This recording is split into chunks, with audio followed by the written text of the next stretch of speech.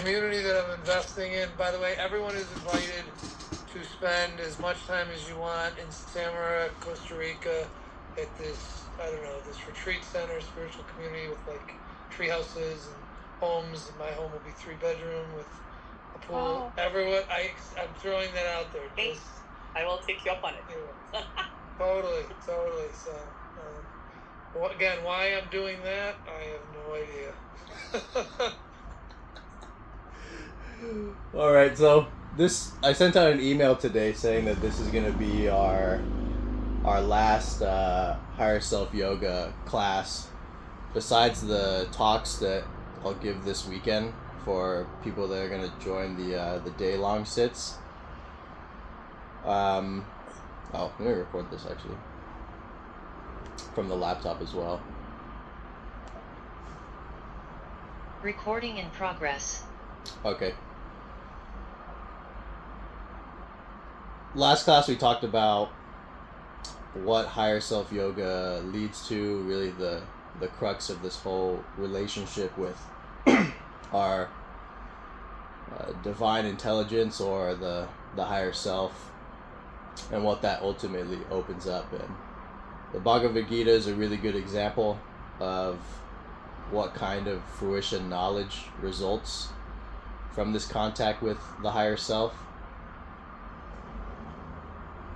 The Gita is a very profound text in the sense that it doesn't speak just from the absolute point of view, it speaks from the relative level as well. So the relative level being things like sense restraint, ethical behavior, one's particular duty or destiny, and fulfilling those. Whereas most of the non-dual texts or teachings really speak from the absolute perspective only.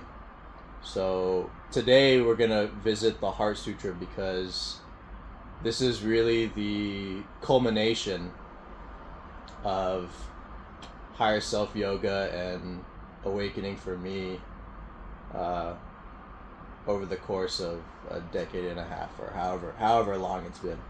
If you were to ask me, if anyone on the street was to ask me, well, what is your current state now? How would you describe it in detail, and what does it entail? The best thing to point to would be the Heart Sutra. So we're going to read through the Heart Sutra. I'm going to read through the Heart Sutra, and then I'm going to explain it experientially, what the different passages are referring to. So it'll be like a reading and a commentary through this particular discourse. The Heart Sutra is a very, very short synopsis of a corpus of teachings from Mahayana Buddhism called the Perfection of Wisdom Teachings. So the legend is the Perfection of Wisdom Teachings were sealed away in a stupa in the Naga realm.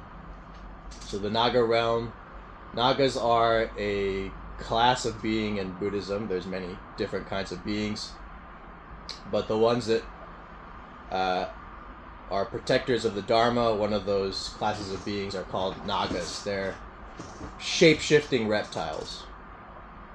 Just point blank, that's just what they are. They're shapeshifters.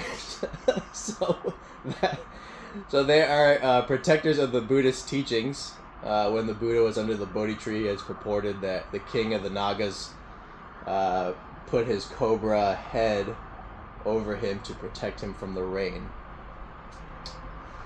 So these sacred teachings that I don't even think they're necessarily, all of them are necessarily attributed to the physical words that Shakyamuni, the historical Buddha, spoke. I'm sure some of them are, but I think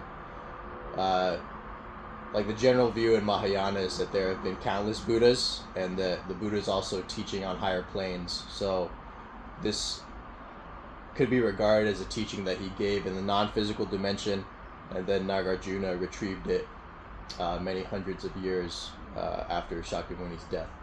So the Perfection of Wisdom teachings teach very clearly from the absolute point of view. So I can pull this up from Nagarjuna's 70 stanzas on emptiness really quick to give you a precise example of exactly what I mean by that.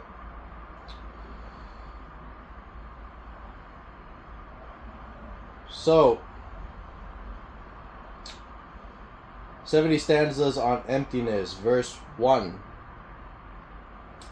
Though the Buddhas have spoken of duration, origination, destruction, being, non-being, low, moderate, and excellent by force of worldly convention, they have not done so in an absolute sense. So clearly, in the early Buddhist teachings, you hear about origination, arising. You hear about passing, which is destruction. You hear about the extreme of being, which is referred to as eternalism, or the extreme of non-being, which is referred to as annihilationism. So the claim that a thing truly exists independently of anything, or the claim that annihilationism is the claim that after this existence there's just nothing, like an absence of experience. So low, moderate, and excellent refers to the different levels of birth. So Buddhism has this whole thing about if you do a lot of good karma in one of your previous lives, you'll have that karma supporting you in this life, or the merit of those deeds. So let's say you're a wealthy person in this life, or you have a level of high financial success. It's generally regarded that in a previous life you were very generous with your money and you helped people in that respect.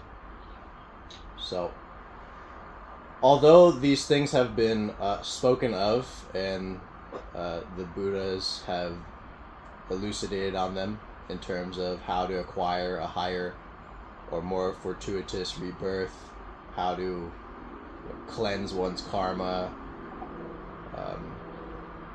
things that are of the relative level, Nagarjuna is saying they have not done so in the absolute sense. Designations are without significance, for self, non-self, and self, non-self do not exist. For like nirvana, all expressible things are empty, shunya, of own being. Designations are without significance means that the categorizations we put on phenomena are meaningless. So the categorization, the label that we use, self, another label that we could use, non-self, another label that can be used as something that is both self and non-self. Nagarjuna is categorically saying all of these are empty and meaningless, because all these designations are meaningless because the objects upon which we are placing those labels are not actually there. So this is non-arising or emptiness, and we'll transition into the Heart Sutra now. I'm going to share this screen.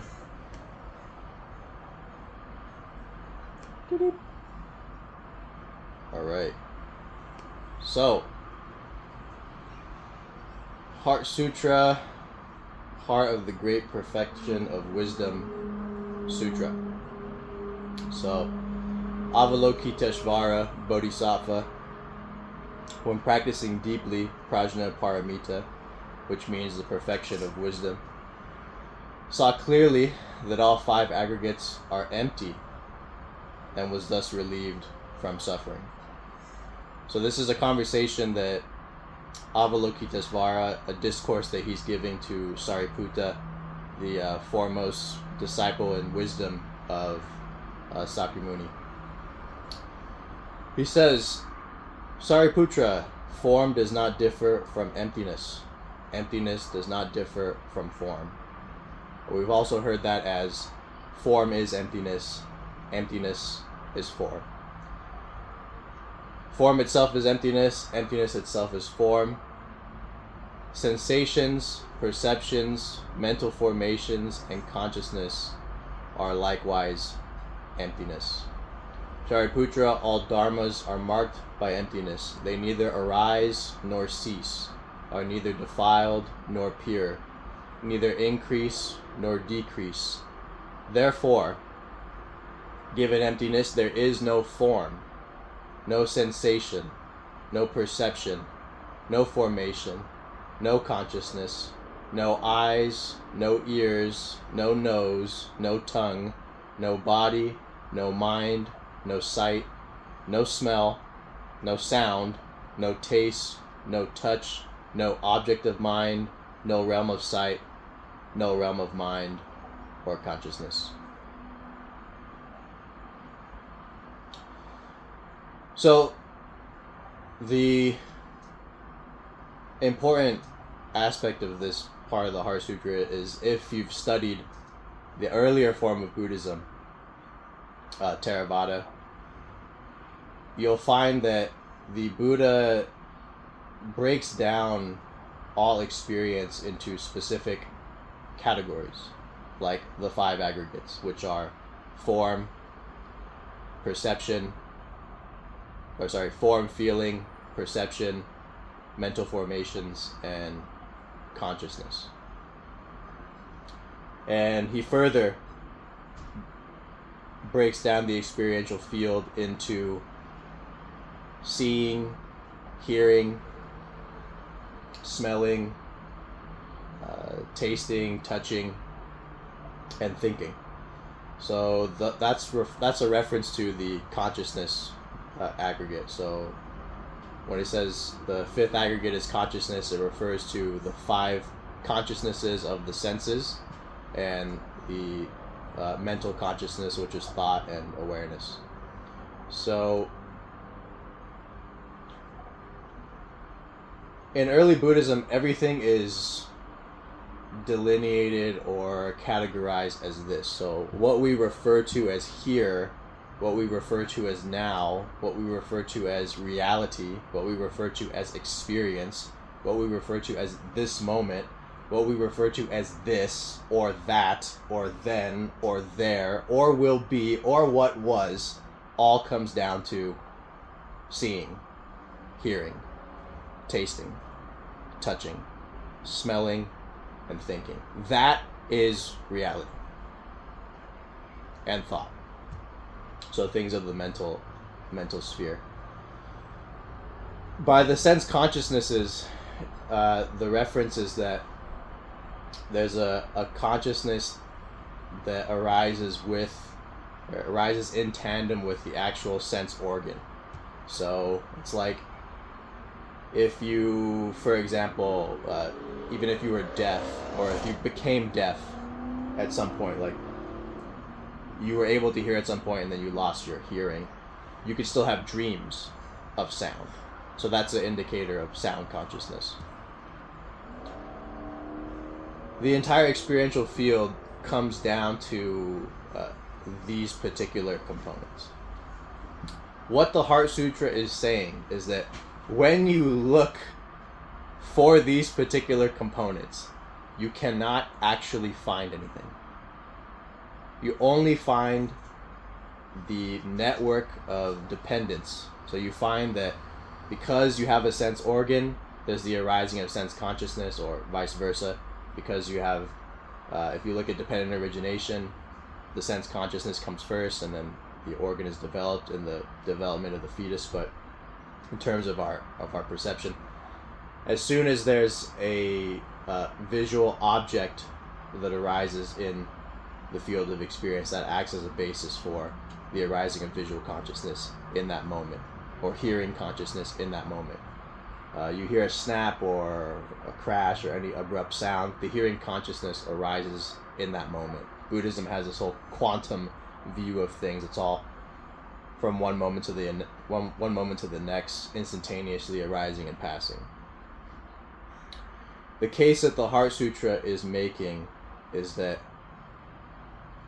how Avalokiteshvara became liberated was that he saw clearly that the 5 aggregates, the constituents of experience, are actually empty. So what does it mean that they're empty? Empty means that they have no independent nature of their own. They arise in dependence through conditions. So if you have X, then you have Y. If you don't have X, you can't have Y. Because things arise in dependence, they arise as a result of the nexus of conditions. They don't actually have their own nature. So, because they don't have their own nature, they are empty. So what does this translate to experientially? And how is this related to higher self yoga or a fruition realization of non-duality?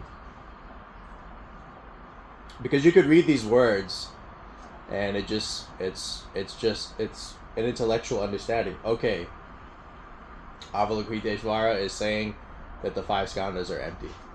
And in the Zen monasteries, like if you ever go to a Zen monastery in the morning, at least some of the Western ones that are in like the Shunryu Suzuki lineage, they chant the Heart Sutra every morning. And it goes like this. The English chanting of Mahayana Buddhist texts is hilarious. If you've ever experienced it, if you haven't, I highly recommend it. It's completely different than Chinese. In Chinese, it's actually like cool, like you're okay, you wouldn't mind listening to it, but basically it sounds like this. Avalokiteshvara Bodhisattva was practicing deeply Prajnaparamita and saw clearly that all five skandhas are empty and was thus relieved of suffering. Shariputra, all dharmas are marked by emptiness. It's like that for an hour.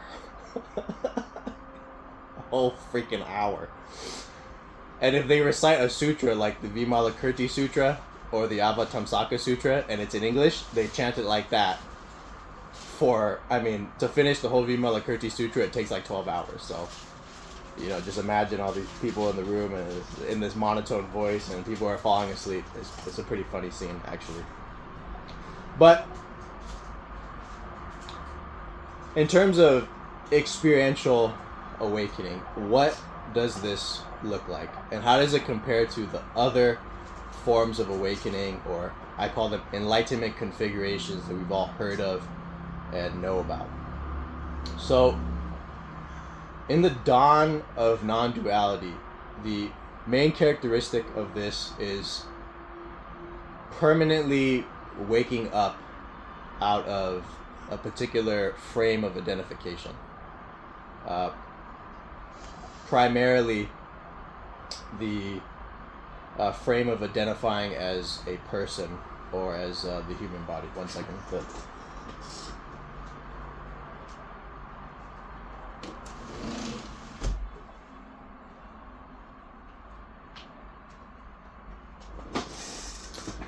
So, when a non-dual awakening occurs, there's the end of identification and the end of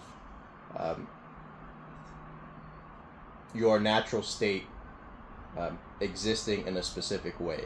So when non-duality dawns as a realization and not as an experience, because those are two different things, you can have non-dual experiences through ayahuasca, through meditation, through altered states, but I'm talking about a sustained, irreversible awakening that is continuous in a person's life. So to be precise, that means anytime you're aware that is the case, that the non-dual state is the case.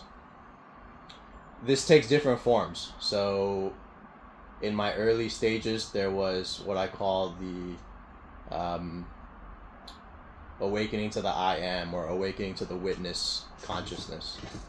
And that happened to me through reading Ramana Maharshi. So I read these phrases from his book that said, liberation is to know that you were never born. A day later, while I was driving, that invisible barrier between subject and object just disappeared, and there was this non-dual unity.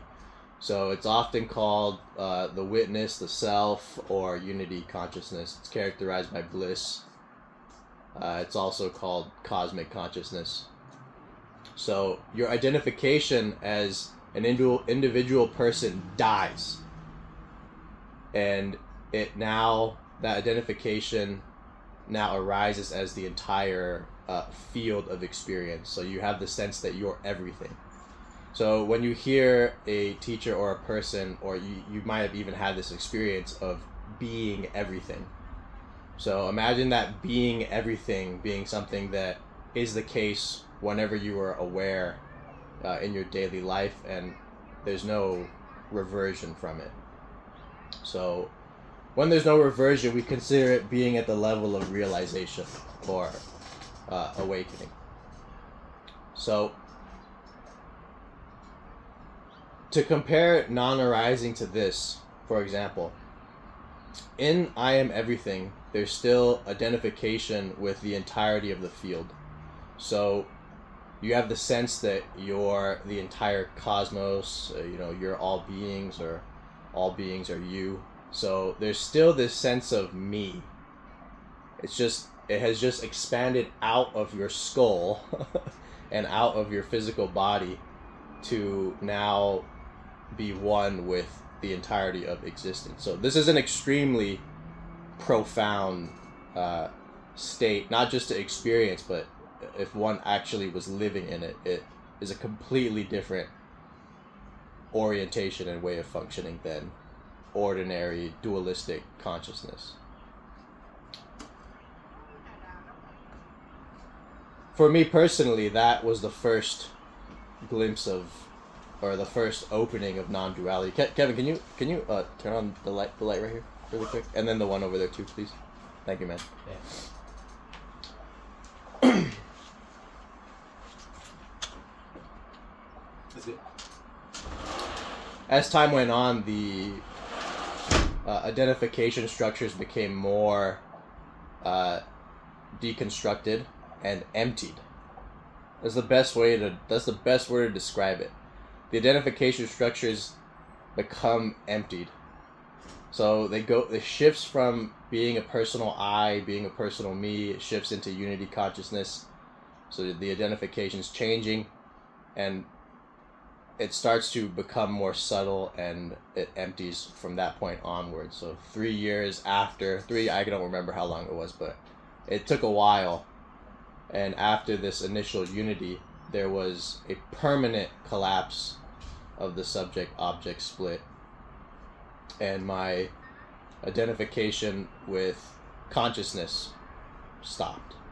So that means whatever state is present, however experience is arising, whatever form it takes, whether in the waking state or the dream state or any state, it's not taken to be me. Like that sense of an observer, of a cosmic consciousness, of a silent background, of an empty background, of a void background, just collapsed in that moment when I heard this gong while reading the Heart Sutra and John Tan's commentary on it. So, more emptying. Boom, emptied. Turns out that awareness is actually the whole field. It's not anything other than the field. It's not like this silent background, void background here upon which all things arise upon. It is actually just the things themselves, and the whole field itself is already awake. So that was the next level of deconstruction. And what I noticed is that through these phases of non-dual deepening, that the next phase of deconstruction would appear as blips in advance. So that means that non-arising, which is now the case, that this appeared in glimpses periodically for some years before it became just the natural state. So with the subject-object split collapsing and non-duality being the case permanently, further emptying happened, and in a different way. I got into a relationship with a high school sweetheart that I hadn't talked to in 12 years. And even though the relationship was great, but it very much so, it didn't impede on the natural state at all. But I could definitely say I wasn't meditating as much. Not that that makes a difference or anything like that, but the point was the higher self guidance, this higher intelligence that you are on these non-physical levels is setting all of this up. It's even training you in your sleep, but you don't know it. I know it because I remember those training sessions and those experiences. But the guidance was very clear for me that it was like, okay, you need to leave and you need to go into a retreat and you need to let go of this relationship. So the core attachment, the strongest attachment of my life, I had to let go of as a result of higher self yoga and higher self directive. And when I completed that and passed it and managed to survive 2 years of abysmal level depression, which, I mean, I taught all of you and no one noticed until one day I actually said something about it and was like, hey, I need to take a break. I can't do this anymore.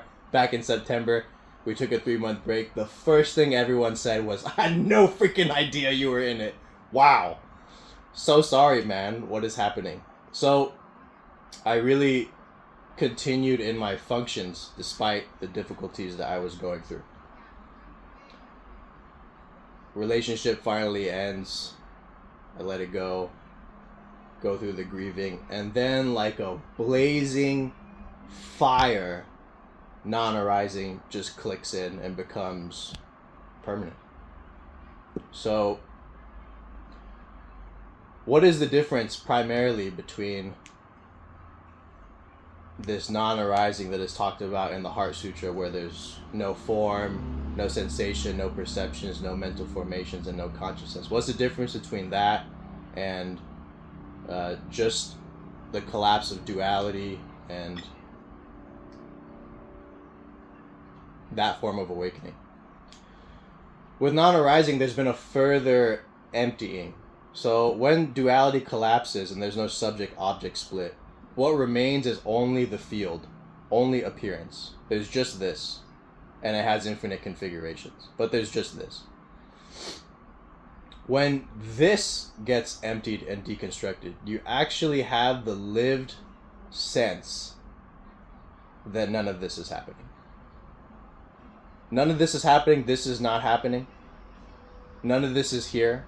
It was never here. Your life is not detectable. It's poofed. So you look back and clearly all the memories are there. Everything that happened is there. It's not like a kind of amnesia.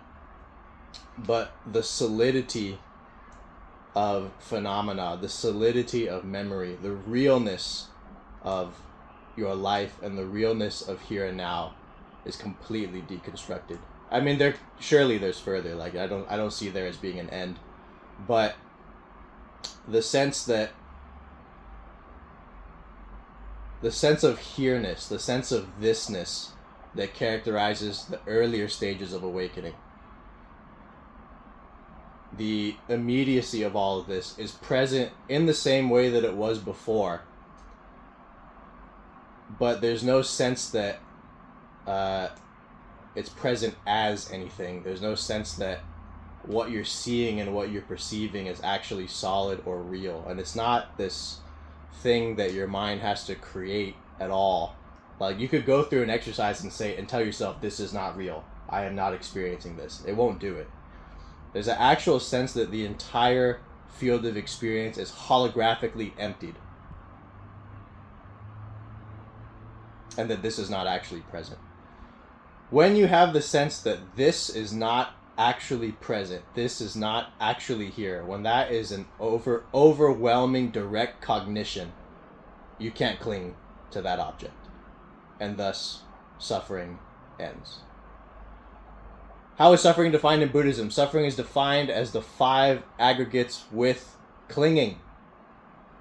That is the definition of suffering. So, from the Mahayana approach, from this perfection of wisdom, non-arising approach, the reason that suffering ends when the five aggregates are clearly seen as empty is because now there's the perception that the five aggregates are not actually there. There is no actual hearing, there is no actual seeing, there is no actual body, there is no actual mind, there is no actual life, there is no actual this, there is no actual there is no actual anything. So when there's no actual anything, your mind is released from clinging. And suffering ends. So, whether that's the case all the time, or whether, I'm pretty sure even someone that is awakened can still have, their reactions or whatever. But generally, the sense that everything is immediate and present as appearance, but absent in terms of nature, in terms of the thing itself, is the characteristic of non-arising. So we'll return to the Heart Sutra.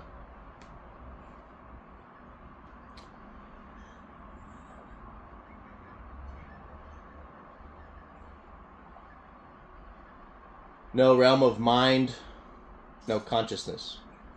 In other words, if you look for this thing called mind, you just find dependence. You just find dependent origination. You just find relationships, conditions that are working in tandem. You can't actually find this thing called mind. In the same way, you can't actually find this thing called red. Red is a result of the eye consciousness and these particles, and the nexus of conditions gives rise to the experience or to the visual perception of red. The mind is regarded in the same way. It's regarded as being dependently originated, not as an essence. Because no objects, no phenomena are discernible as fundamental existing natures, there is neither ignorance nor the extinction of ignorance. So the Mahayana, the Heart Sutra take on this is, you can't find this thing called ignorance. It's purely, ignorance in Buddhism is not understanding with wisdom, right? It's just not understanding. You don't understand the Four Noble Truths. You don't understand the truth of anatta or selflessness. So being under the impression of a self, you generate these intentions, you create karma, and that's what keeps you in the wheel of samsara. That's it. That is the essence of it. When the ignorance is overturned, when the ignorance is dispelled, and this notion of a self, of a mind, of a being, of a life is ended, transmigration ends. Because clinging, craving being the fuel for transmigration, for reincarnation, for rebirth, ends. But when you look for ignorance, it's not a thing you can find. It's not like this. It's not a nature that can be found. It's just misunderstanding. And when you look at misunderstanding, that has its constituent conditions and parts, and we label that ignorance.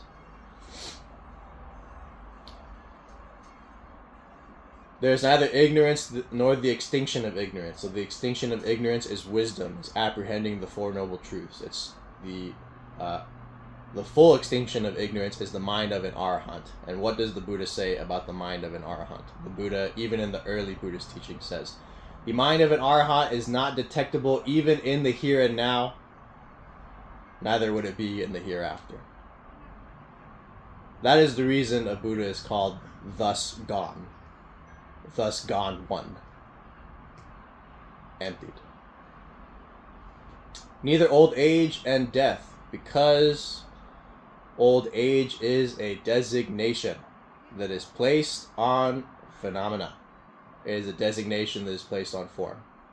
When the body reaches a particular age, it's old age. When the body undergoes death, death is a designation for the decay of the physical body. So the whole Heart Sutra is saying that essentially we are trapped by appearances, and we're trapped by the designations and labels that we put on phenomena, when really there's just phenomena, and that the fundamental truth of phenomena is emptiness. No suffering, no cause, no cessation, no path, no knowledge, and no attainment. With nothing to attain, the bodhisattva relies on prajna paramita, and thus the mind is without hindrance. Without hindrance, there is no fear. Far beyond all inverted views, one realizes nirvana. All Buddhas of past, present, and future rely on the perfection of wisdom, and thereby attain unsurpassed, complete, perfect enlightenment. Therefore, knowing the prajna paramita, the perfection of wisdom, as the great miraculous mantra, the great bright mantra, the supreme mantra, the incomparable mantra which removes all suffering and is true, not false. Therefore, we proclaim the prajna paramita mantra.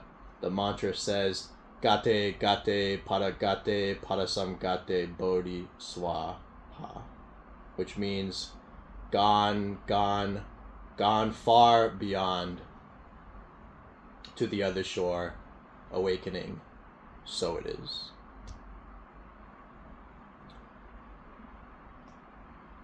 The claim of the Heart Sutra is that all phenomena are already gone, because they're not actually there or present. So this is the idea that of the Mahayana, that nirvana is not actually a place or a dimension, but it's purely the removal of misunderstanding. And when it is seen that all phenomena are not actually present, they're not actually here, that means that they are the far shore. So when they say that the mind under the spell of ignorance is samsara, the mind liberated by wisdom is nirvana, it's simply saying that phenomena, emptiness, already is the case. And when that realization becomes clear through wisdom, one attains nirvana.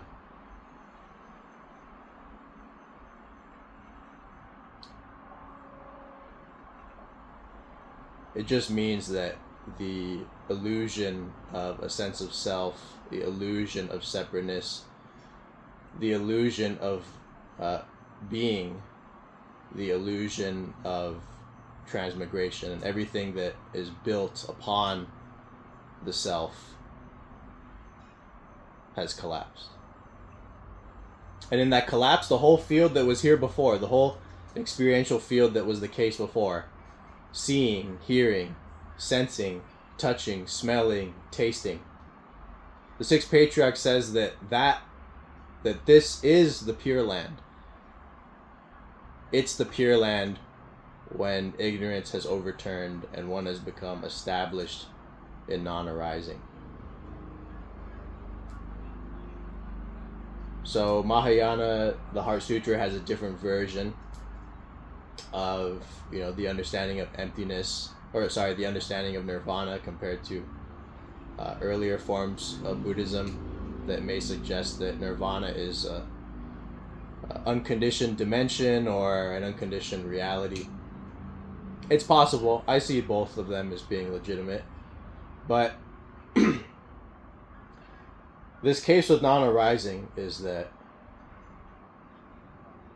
it is directly seen that because things are not actually here, that the mind is finally freed from reaching for them and from holding to them and from attaching the designations upon them of I, me, mine, that are the basis for rebirth and for samsara. This was the culmination of higher self yoga and meditation and awakening. I read this sutra countless times in my life. I mean, I can't count how many times I've read it. And I never really understood that it was indicated. This whole thing is indicated right in the beginning. Like, you go through the rest of the sutra, and because it's so strange and out there, it's like, whoa, what is all this? No nose, no ears, no eyes, no tongue. You know, what does that even mean, right? But it's right there. In the first line, Avalokiteshvara, when deeply practicing prajna paramita, saw clearly that all 5 skandhas are empty and thus relieved all suffering. That's it. That is the essence of the perfection of wisdom teachings. The entire corpus of an entire shelf of books. I don't know how many volumes the perfection of wisdom cycle is, but it's a lot. It is captured in that first sentence. You see clearly that all 5 aggregates are not there. Suffering ends. You can't cling to something if you don't actually perceive it as real, as present, as there. So possibly this made no sense, maybe this didn't mean anything for any of you and it just seems too strange, but all I can say is that the deconstruction becomes so thorough that even things that you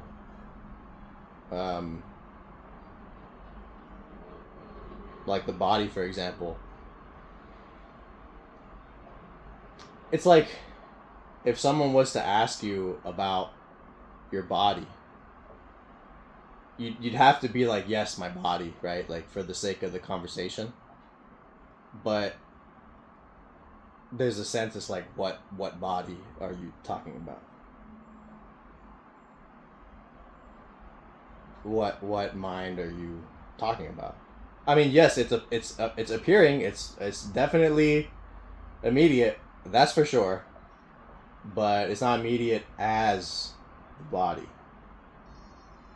That's the difference. But before, we have this sense like my and body. And when my gets deconstructed and body gets deconstructed, what do you have? Even the sensations that make those up, and the feelings that make up my, and the sensations that make up the body. Yeah, those sensations are immediate, and the sense of an I can be immediate, but it's all like mist. It's all like a flash of lightning. So in the end of the Diamond Sutra, the Buddha ends that discourse with, all phenomena are like bubbles. They're like mist, like lightning. Unobtainable. So unobtainable means it's like you can't actually find anything.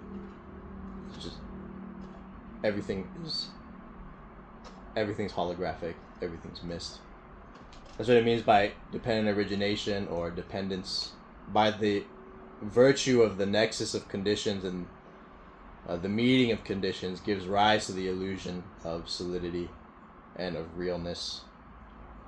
And only if things are here, only if things are real, only if things truly exist, could I cling to them or hold on to them or want them. I mean, wanting, craving, clinging. Clinging is just a more deep version of the word wanting, Like wanting and craving. Clinging is just, you want something so much you don't want to let it go. But it's the same fundamental movement of consciousness as reaching.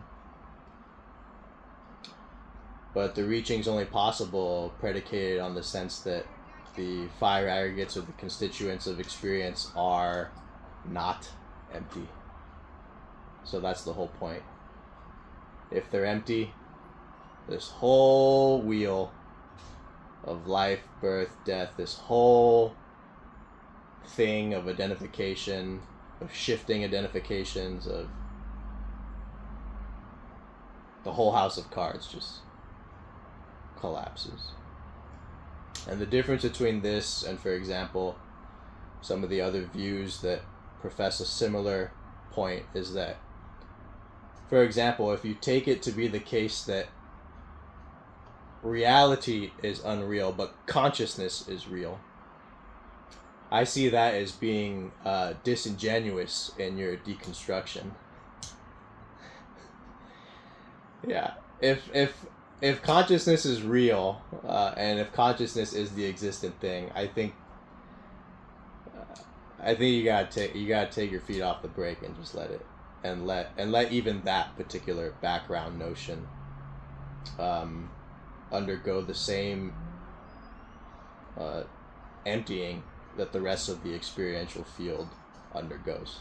And at that point, when consciousness is deconstructed, when consciousness is actually seen as not truly here or not truly existent, then the final peg of, or one of the final pegs of clinging is really undone.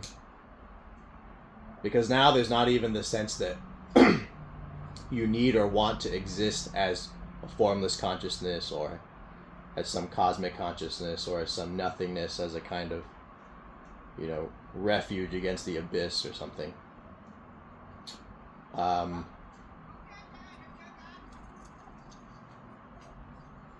Yeah. Gate gate, paragate, parasamgate, bodhi swaha, all phenomena are thus gone. They're already the other shore. They're already liberated. When ignorance is removed, the whole field appears as nirvana. The entire experiential field awakens. We can say the entire experiential field awakens even in unity consciousness, but awakens to non-arising. At least for me, that was not immediate. So this is the conclusion of Higher Self Yoga, everyone. This is where it ends. There may be some questions over the retreat this weekend about,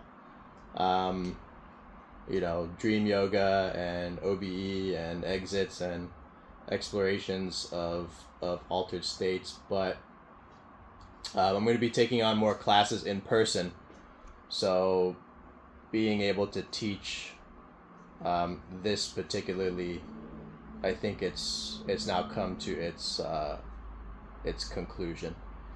But that being said, there's still the Wednesday class that most of you attend, and that's at 6, and that will end up inevitably becoming a combination of Dhammakaya meditation and non-duality like this. So it's not really ending. It's just kind of gonna be merged with Wednesday's class. So yeah. All right, let me end the recording on this thing real quick.